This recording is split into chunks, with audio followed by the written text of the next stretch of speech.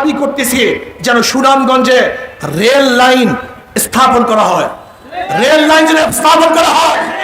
সুনামগঞ্জে rail line কেন স্থাপন হচ্ছে না, এটা আমরা সরকারের কাছে দাবি জানাতে চাই। কাজে আমরা চাই সুনামগঞ্জের যাতায়াত ব্যবস্থার উন্নত হবে, এখান থেকে বাংলাদেশের সব জায়গায় মানুষ খুব নিরাপদে যেন যাতায়াত করতে পারে, এর জন্য আমরা রেলপথ চাই। ইসলামী আন্দোলন বাংলাদেশ সুনামগঞ্জ জেলা শাখা কর্তৃক আয়োজিত আজকে গণসমাবেশের সম্মানিত সভাপতি সেরে তাজ ওলামায়ে কেরাম, সর্বস্তরের ইসলাম প্রিয় দেশপ্রেমিক ভাইয়েরা আমার, আল্লাহ পাক আপনাকে আমাকে দামি এক মজলিসে উপস্থিত হওয়ার তৌফিক দান করেছেন, এর জন্য শুকরিয়া তান সবাই বলে আলহামদুলিল্লাহ। আসলে এখানে আমরা যারা উপস্থিত আছি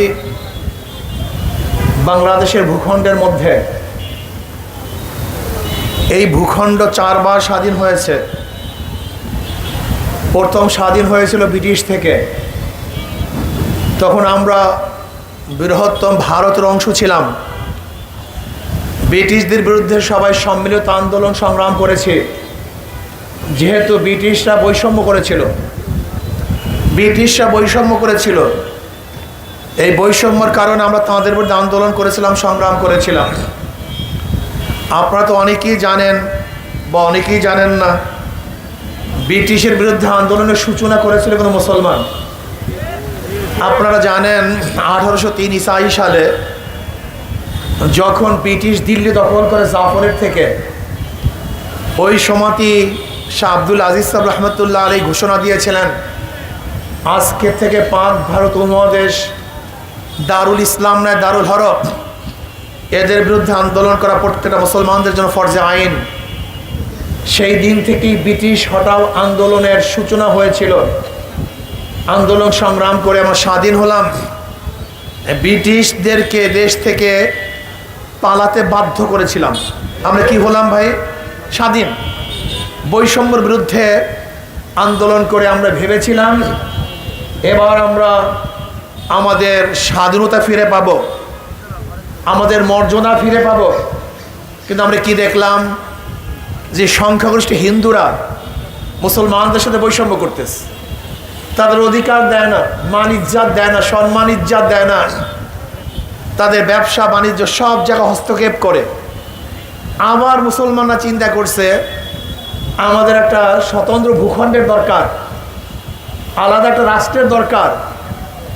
এর জন্য পাকিস্তান নামীয় ভূখণ্ডের জন্য মুসলমানরাই প্রথম আন্দোলন করেছিল এবং মুসলমানদের আন্দোলন সাকসেস হয়েছে। এই মুসলমানদের আন্দোলনের কারণেই পাকিস্তান নামে একটা দেশ আমরা পেয়েছিলাম 47-এ, কথা ঠিক না? আন্দোলন কারা করেছিল বলেন তো? সবাই ভুলে গেছেন এর মধ্যে, বলেন কারা? তাই পাকিস্তান দেশটা কাদের? সবাই বলেন, আপনাদের কথা শুনে। পাকিস্তান নামে দেশটা কাদের? এটা ভারত থেকে আলাদা হওয়ার কারণটা কি ছিল? ঋতুর কারণ, ভৌগোলিক কারণ, ভাষার কারণ না। একমাত্র পশ্চিম পাকিস্তানের লোকেরা সংখ্যাগরিষ্ঠ মুসলমান, পূর্ব পাকিস্তানের লোকেরা সংখ্যাগরিষ্ঠ মুসলমানদের কারণেই। কিসের কারণে? মুসলমানদের কারণেই ভারত থেকে আমরা পাকিস্তান নামে একটা দেশ অর্জন করেছিলাম। তা পাকিস্তান দেশটা কাদের? হ্যাঁ, কাজে দেশ মুসলমানদের। এটা প্রথম মাথার মধ্যে রাখেন, খুব ফায়দা হবে, লাভ হবে, সামনে কথা বুঝতে সুবিধা হবে। পাকিস্তান নামীয় দেশটা কাদের? দেশ মুসলমানদের অধিকার সবার, দেশ মুসলমানদের অধিকার। প্রতিষ্ঠান করেছে আমি, পড়ার অধিকার সবার। রাস্তা করেছে আমি, হাঁটার অধিকার সবার। যেরকম স্যার সলিমুল্লাহ রহমতুল্লাহ আলাইহি ঢাকা ইউনিভার্সিটি করেছেন, ঢাকা মেডিকেল কলেজ করেছেন, ঢাকা ইঞ্জিনিয়ারিং ইউনিভার্সিটি করেছেন, বুয়েট করেছেন। কার জমিতে? স্যার সলিমুল্লাহ রহমতুল্লাহ আলাইহির জমিতে 600 একর জমি অক্ষ করেছেন, 600 একর। ওই ইউনিভার্সিটি কাদের? আপনারা জানেন না অনেকেই। কপাল পরা মুসলমান, এই কপাল পরা মুসলমান ইতিহাস জানে না, এর সমস্যা। এই বুয়েটের জমি কেউ দান করে নাই, সলিমুল্লাহ রহমতুল্লাহ আলাইহির জমি। ঢাকা মেডিকেলের জমি অন্য কাউর না, সলিমুল্লাহ রহমতুল্লাহ আলাইহির জমি। প্রতিষ্ঠান আমাদের, প্রতিষ্ঠান মুসলমানদের, পড়ার অধিকার মাশাআল্লাহ, পড়ার অধিকার সবার।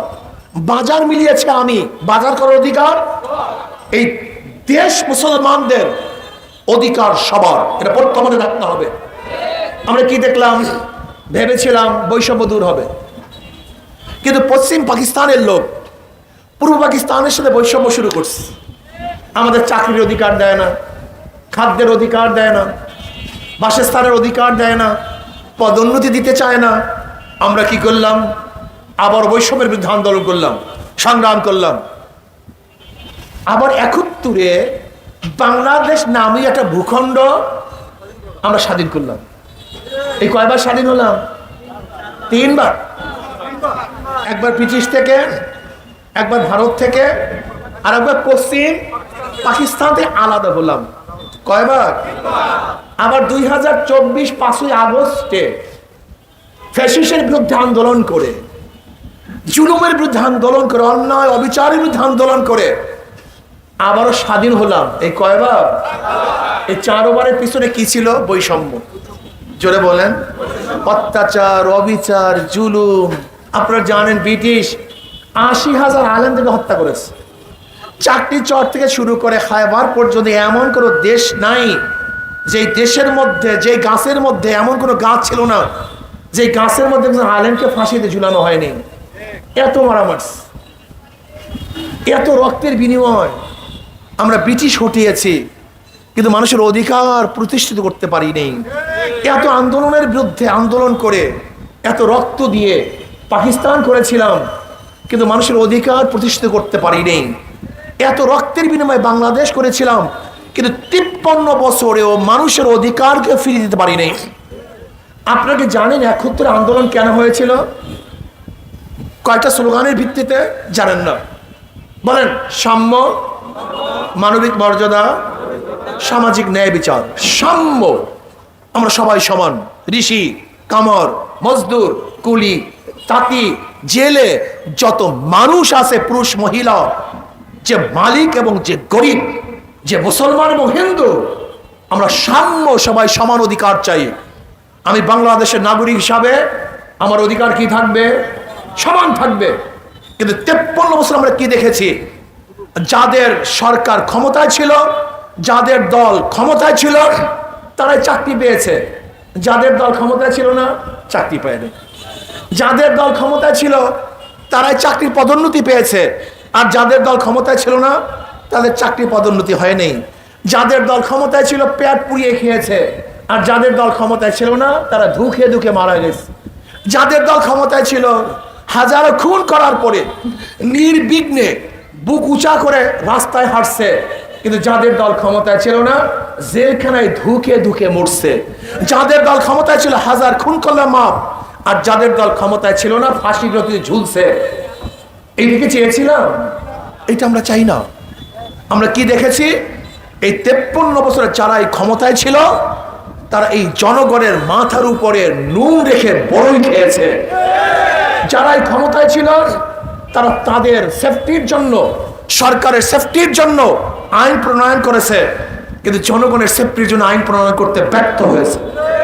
আপনি দেখেন আজকে র্যাব কাকে নিরাপত্তা দেয়? সরকারকে। আজকে বিজিবি কাকে নিরাপত্তা দেয়? সরকারকে। আজকে ডিবি কাকে নিরাপত্তা দেয়? সরকারকে। আজকে পুলিশ কাকে নিরাপত্তা দেয়? সরকারকে। আজকে ডিজিএফআই কাকে নিরাপত্তা দেয়? সরকারকে। আজকে এনএসআই কাকে নিরাপত্তা দেয়? জোরে বলেন। কিন্তু জনগণকে নিরাপত্তা কে দিবে? জনগণের নিরাপত্তা কে দিবে? না। আজকে 53 বছর পর্যন্ত জনগণের নিরাপত্তার জন্য আইন করা হয় নাই, বরং জনগণকে মার্ডার করার জন্য, হত্যা করার জন্য, খুন করার জন্য, জুলুম অত্যাচার করার জন্য আইন করা হয়েছে। এই আইনকে ভাঙতে হবে। এই আইনকে ভাঙতে হবে। এই কালো আইনকে বাতিল করতে হবে। জনগণের সেফটির জন্য আইন করতে হবে। আপনি দেখেছেন যারা বিগত দিনের সরকার ছিল, ফরিদপুরের এক ছাত্রলীগের সভাপতি 2000 কোটি টাকা পাচার করেছে। কত হাজার কোটি টাকা? আপনারা দেখেছেন ফেসে শেখ হাসিনার এক পিয়ন 400 কোটি টাকার মালিক। কত কোটি টাকা? আর শেখ হাসিনা নিজেই বলেছেন যে আমার পিয়ন তো হেলিকপ্টারে ঘোরে। শেখ হাসিনার পিয়ন হেলিকপ্টারে ঘুরে আর আমাদের দেশের জনগণ ধুকে ধুকে মরে। শেখ হাসিনার পিয়ন তার 400 কোটি টাকার মালিক আর আমাদের দেশের জনগণ ক্ষুধার কারণে বাচ্চাকে বিক্রি করে দেয়। আজকে দেখা যায় যারা সরকারে থাকে, ক্ষমতায় থাকে, তাদের টেবিলে তো হরেক ডিজাইনের খাদ্য থাকে আর বাংলাদেশের জনগণ এক মুঠো খাদ্যের জন্য ডাস্টবিনে কাক কুকুরের সাথে লড়াই করে। আজকে যারা ক্ষমতায় থাকে তাদের বস্ত্রের কোনো অভাব নেই আর আমাদের দেশে হাজারো জনগণ বিভৎস অবস্থায় রাস্তায় ঘুরতে থাকে। আজকে যারা ক্ষমতায় থাকে তাদের তো কানাডার মধ্যে বেগম পাড়া করেছে, বহুত বাড়ি করেছে, আর যারা ক্ষমতা নেই আমার জনগণ আজকে খোলা আকাশের নিচে রৌদ্রের মধ্যে পুড়ে আর বৃষ্টির মধ্যে ভিজে। এই বৈষম্য চাই না। যারা ক্ষমতা আছে তাদের বাচ্চারা বিদেশে পড়াশোনা করে আর আমাদের দেশে হাজার গরিব মেধাবী ছাত্র, হাজারো গরিবদের মেধাবী ছাত্র তারা পয়সার অভাবে পড়তে পারে না। এই বৈষম্য দেখতে চাই না। আজকে জেলে তাঁতি কামার মজদুর তাদের পেটে লাথি মারে আর যাদেরকে ক্ষমতায় বসিয়েছি তারা আঙ্গুল ফুলে কলা গাছ নয় বট গাছ হয়। এইটা দেখতে চাই না।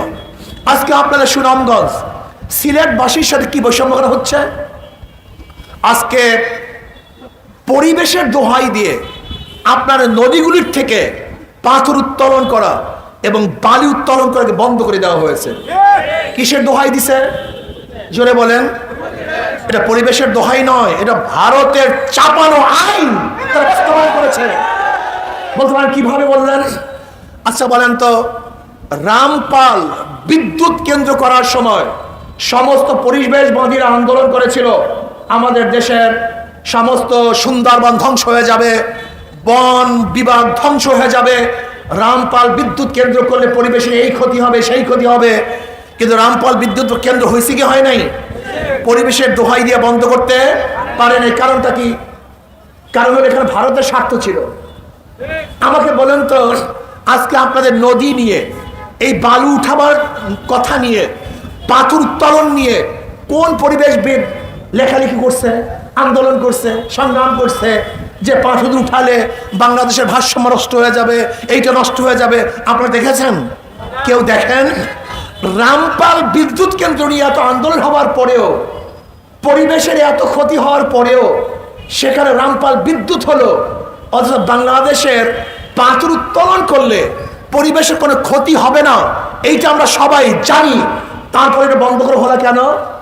ভারত চায় যেন আমাদের দেশের পাথর আমরা উত্তোলন করতে না পারি।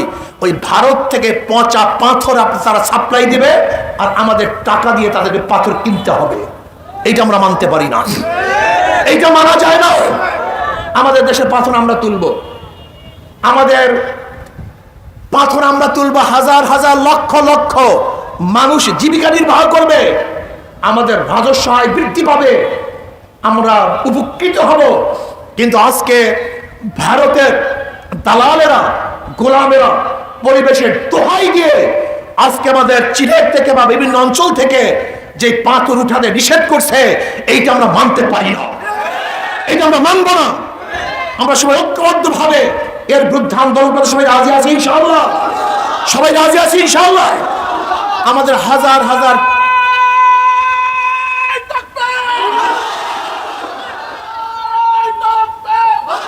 শোনেন, আজকে হাজার হাজার কোটি কোটি টাকা ভারতের পচা পাথর আমদানি করতে ভারত নিয়ে যায়, অথচ আমাদের দেশে তো ভালো পাথর আমরা নিজের উঠাতে পারি না।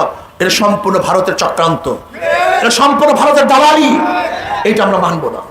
যাই হোক, আমি যেটা বলতেছিলাম, বারবার সরকার পরিবর্তন করেছি কিন্তু দুর্নীতি পরিবর্তন না হওয়ার কারণটা কি? আপনারা দেখেছেন 5 তারিখ আমরা আন্দোলন করেছিলাম, সংগ্রাম করেছিলাম, জীবনের মায়া ত্যাগ করে রাস্তায় ঝাঁপ দিয়ে বলেছিলাম, ভেবেছিলাম চাঁদা থাকবে না, জুলুম থাকবে না, অত্যাচার থাকবে না। কিন্তু 5 তারিখের পরে কি দেখলাম? আবারও সেই দখলদারি, আবারও চাঁদাবাজি, আবারও জুলুম, আবার অত্যাচার, আবার অবিচার। এর জন্য তো মানুষ আন্দোলন করে নাই। এর জন্য মানুষ রক্ত দেয় নেই, এর জন্য মানুষ জীবন দেয় নেই। এর কারণটা কি? বারবার সরকার পরিবর্তন হয় কিন্তু মানুষের ভাগ্যের পরিবর্তন না হওয়ার কারণটা কি? বারবার সরকার পরিবর্তন হয় কিন্তু জুলুমের পরিবর্তন না হওয়ার কারণটা কি? ওসি চলে যায়, এসপি যায়, ডিসি পরিবর্তন হয় কিন্তু দুর্নীতির পরিবর্তন হয় না, ঘুষের পরিবর্তন হয় না। এর কারণটা কোথায়? এই কারণ আবিষ্কার করতে হবে। আমি বারবার বলি, একজনের নাম এ, একজনের নাম বি, একজনের নাম সি। এও চোর, বিও চোর, সিও চোর। ক্ষমতা আছে এ, সে কি করবে? কথা বলেন না কেন? হটাও এ, বসাও বি, সে কি করবে? হটাও বি, বসাও সি, সে কি করবে? নেতার পরিবর্তন হয়েছে, দলের পরিবর্তন হয়েছে, নীতি ও আদর্শের পরিবর্তন হয়নি। মাদার গাছ লাগিয়ে আমের আশা করা যায় না, তেঁতুল গাছ লাগিয়ে মিষ্টি ফলের আশা করা যায় না। চোর ডাকাতদেরকে ক্ষমতায় বসিয়ে কোনোদিন দেশ দুর্নীতি মুক্ত করা যায় না। চোরের মাধ্যমে চুরি বন্ধ করা যায় না, দুর্নীতিবাজদের মাধ্যমে দুর্নীতি বন্ধ করা যায় না, জালেমের মাধ্যমে জুলুম বন্ধ করা যায় না, খুনির মাধ্যমে খুন বন্ধ করা যায় না। যারা 53 বছর ক্ষমতায় ছিল ওদের নীতি ও আদর্শ ছিল না, এর জন্য জুলুম অত্যাচার বন্ধ করতে পারে নাই। এবার আসুন আমরা আগামীতে এমন এক নেতৃত্বকে আমরা সাপোর্ট করব, এমন এক ব্যক্তি দলকে সাপোর্ট করব যাদের মধ্যে আল্লাহর ভয় আছে। কিসের ভয় আছে? কিয়ামতের ময়দানে আল্লাহর সামনে দাঁড়িয়ে হিসাব দেওয়ার দিনকে ভয় করে, যাদের চেহারার মধ্যে মদিনাওয়ালার ছাপ আছে, যাদের রক্তের মধ্যে হারাম নাই। এরকম এক নেতৃত্ব যতদিন পর্যন্ত বসাতে না পারবো ততদিন পর্যন্ত আন্দোলন সংগ্রাম করবেন কিন্তু মানুষের ভাগ্যের পরিবর্তন হবে না। এই জন্য আসুন আগামী দিনে আমরা এমন নেতৃত্ব বসাবো যাদের মধ্যে আল্লাহর ভয় আছে, ইসলামী আন্দোলন বাংলাদেশ বিশ্বাস করে শুধু নেতা নয় নীতির পরিবর্তন চাই, শুধু নেতা নয় নীতির পরিবর্তন চাই। এই জন্য আসুন আগামী নির্বাচনে হাত পাকা প্রতীককে আমরা বিজয় করি, শক্তিশালী করি। যদি হাত পাকা প্রতীকের প্রার্থীকে আমরা ইনশাআল্লাহ বিজয় করতে পারি তাহলে আশা করা যায় এদেশের মানুষ শান্তি পাবে, মুক্তি পাবে, বৈষম্য দূর হবে, মুসলমান হিন্দু বৌদ্ধ খ্রিস্টানেরও অধিকার তারা ফিরে পাবে এবং প্রত্যেকটা মানুষের অধিকারকে ফিরিয়ে দেওয়া সম্ভব। যেখানে মহিলাদের ন্যায্য অধিকার প্রতিষ্ঠিত হবে, শ্রমিকদের ন্যায্য অধিকার প্রতিষ্ঠিত হবে, যেখানে চাকরিজীবীদের ন্যায্য অধিকার প্রতিষ্ঠিত হবে, যেখানে মুসলমান হিন্দু বৌদ্ধ খ্রিস্টানদের ন্যায্য অধিকার প্রতিষ্ঠিত করব। আসুন আমরা সম্মিলিতভাবে নীতি ও আদর্শ ভিত্তিক এক সমাজ কায়েম করি, আল্লাহর জমিনে আল্লাহর হুকুমত কায়েম করি। যতদিন পর্যন্ত ইসলামী হুকুমত না আসবে ততদিন পর্যন্ত এই দেশের মানুষ কোনোদিন শান্তিতে বসবাস করতে পারবে না। কাজে আগামী দেশ ইসলামের দেশ, আগামী দেশ ইসলাম হুকুমতের দেশ, আগামী মুসলমানদের এই দেশের মধ্যে 92% মুসলমানদের দেশের মধ্যে ইসলামী হুকুমত চলবে, ইসলামী আইন চলবে, মদিনাওয়ালার নিয়ম অনুযায়ী ইনশাআল্লাহ এই দেশ করব, এই দেশ চালাবো। তাহলে মানুষ শান্তি পাবে, মানুষ মুক্তি পাবে ইনশাআল্লাহ। কি রাজি আছেন ইনশাআল্লাহ? কে কে রাজি? দুই হাত তুলে নারায়ে তাকবীর। আল্লাহ আমাদের সবাইকে ইসলাম অনুযায়ী দেশ গড়ার তৌফিক দান করুক। আর আমরা দাবি করতেছি যেন সুনামগঞ্জে রেল লাইন স্থাপন করা হয়, রেল লাইন যেন স্থাপন করা হয়। সুনামগঞ্জে রেল লাইন কেন স্থাপন হচ্ছে না এটা আমরা সরকারের কাছে দাবি জানাতে চাই। কাজে আমরা চাই সুনামগঞ্জের যাতায়াত ব্যবস্থা উন্নত হবে, এখান থেকে বাংলাদেশের সব জায়গায় মানুষ খুব নিরাপদে যেন যাতায়াত করতে পারে। এর জন্য আমরা রেলপথ চাই, রেল স্টেশন চাই। আল্লাহ আমাকে এবং আমাদের সবাইকে দেশ গড়ার তৌফিক দান করেন।